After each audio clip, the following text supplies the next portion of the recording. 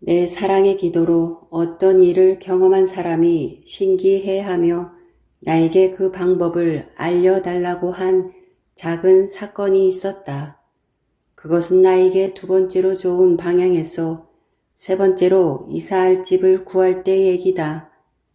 내 행운의 방향에서 5년을 살고 두 번째로 좋은 방향에서 4년을 살면서 모든 일들이 내 뜻대로 원활하게 이루어져 가는 것을 경험하게 되면서 얻게 된 기고만장한 마음으로 1년 6개월 살 집을 구할 때 나는 전셋값을 말도 안 되는 가격으로 깎아달라고 했다. 너무도 황당한 요구를 한 내가 마음에 안 들었는지 집주인은 그 뒤로 부동산 홍 사장님의 전화도 받지 않았다. 평소에 나였으면 쉽게 포기하고 다른 집을 알아봤을 텐데 그때 나는 1년 6개월을 살 집을 알아봐야 할 상황이었다. 그런데 그러기가 쉽지 않다는 걸 알고 있었기에 홍 사장님에게도 그 사실을 말하지 않고 있었는데 그날 집을 보러 다닐 때 홍 사장님이 이 집은 1년 6개월만 살 사람을 구하는데 그냥 한번 보러 가볼까요? 라고 말하는 것이었다. 그 말을 듣는 순간 나는 그 집이 내 집이란 예감이 들었고 그 집을 보고 나서 더더욱 내가 원하는 모든 상황들을 갖춘 그 집이 날 위해서 기다려준 집이라는 느낌을 강하게 받은 집이었기에 쉽게 포기할 수 없었다. 하지만 홍 사장님의 전화도 받지 않고 완강하게 거부하는 집주인의 모습에 다른 집을 알아보고 계약금을 보내기 직전까지 갔지만 마음속에서는 그 집은 내 집이 아니라는 느낌이 들었고 그렇게 망설이는 사이에 누군가가 다행히 계약을 해주었다. 그러나 여전히 내가 원하는 집 주인은 전세금을 깎지 않고 원하는 가격으로 계약을 하겠다고 했는데도 받아들이지 않았는데 그 집주인이 다른 부동산을 통해 그 집을 원하는 사람과의 확답을 기다리고 있다는 말을 홍 사장님이 해주었다. 그러나 난 이미 그 집이 내 집이라는 느낌을 받았고 나 말고는 그 집과 계약할 사람이 없다는 것을 내심 믿고 있었다. 하지만 여전히 완강한 그 집주인의 태도에 암담한 심정으로 우리 집에 찾아온 홍 사장님에게 그 집이 분명 내 집인데 라고 말하자 홍 사장님이 정말 그 집이 사모님이 살 집이 맞아요? 그렇다면 제가 한 번 더 전화해 볼게요. 그런데 그 집주인 여자는 마음을 연 것 같은데 남편이 막무가내로 반대를 하는 듯 싶어요. 라고 말했다. 그 말을 듣고 나는 재차 남편이 반대하는 게 맞냐고 확인을 했다.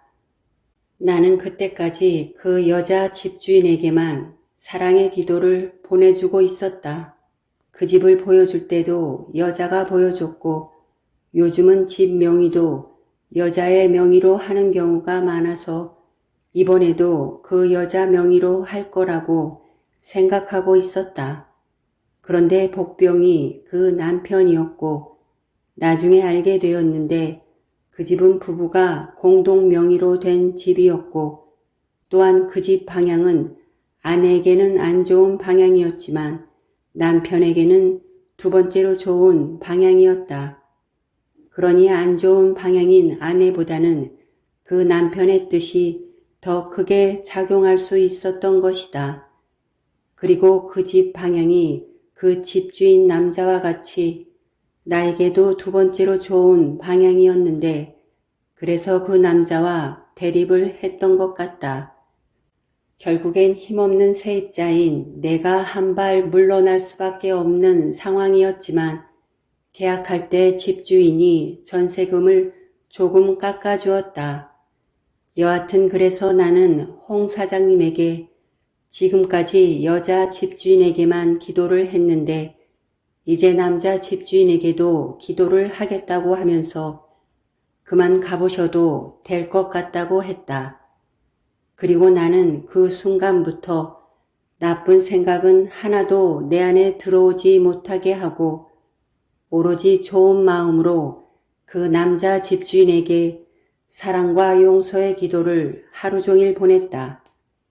사실 잘난 집 같고 요새 떤다고 하나님 몰래 숨어서 안 하는 척하며 미워하고 마음속으로 쥐어박기도 했는데 그런 마음들을 모두 지우고 사랑의 마음으로 기억하려고 했다.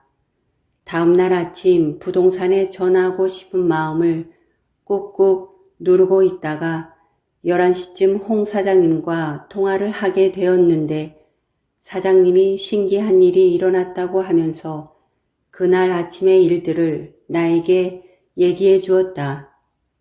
그렇게 막무가내로 부동산에서 하는 모든 전화를 차단하고 받지 않던 남자가 웬일로 아침에 전화를 받더니 순순히 계약을 하겠다고 했다면서 도대체 어떻게 했길래 그런 일이 일어날 수 있냐고 신기해 했었다. 전셋집 계약을 하면서 그렇게 어렵게 한 경우도 없었지만 그 시간은 나에게도 새로운 경험이었다. 누군가를 위한 사랑의 기도를 하면서도 내 사랑의 기도가 그 상대에게 전해졌는지 심증만 있고 확인할 수 없는 시간들이었다. 이렇게 다른 사람을 통해 확인한 것은 처음이었다. 내 사랑의 기도를 고양이들과 참새와 까치들이 듣고 있었고 우리 초롱이와 보라와 엄마와 지인들과 남편과 잠깐의 오해로 맺어진 모든 존재들을 위한 용서와 사랑의 기도가 그들에게 전해지고 있음을 온전히 확인할 수 있는 시간이었다. 더한 기쁨은 어릴 적 상실의 시간에 갇혀 불안에 떨고 있는 어린 나에게 사랑과 축복의 기도를 전하고 있고 그 최고의 선물이 온전히 전해지고 있다는 사실을 확인한 그 순간이 그 누구보다 나에겐 기쁨과 행복을 느낄 수 있는 시간이었다. 물론 이렇게 확인되지 않았다고 한 번도 의심해 본 적은 없었다. 나는 홍 사장님에게 내가 어떠한 방법으로 그 남자의 마음을 돌릴 수 있었는지 자세히 알려주었다. 사랑하고 축복하고 고맙습니다. 다 용서하고 우리는 사랑입니다. 이렇게 그때 내가 한 기도를 알려주었다. 그리고 이 기도 방법을 사용하기 위해서는 마음 안의 사랑을 키워야 한다고 말해주었다. 두려움과 분노와 미움을 품고서는 어떤 기도도 효과가 없을 거라고 알려주었다.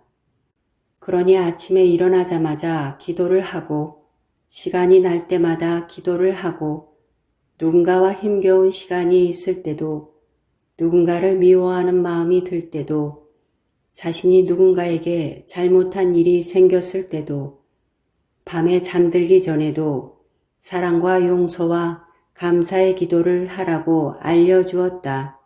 사랑의 기도가 기적을 만드는 비침을 또다시 확인하는 시간이었다.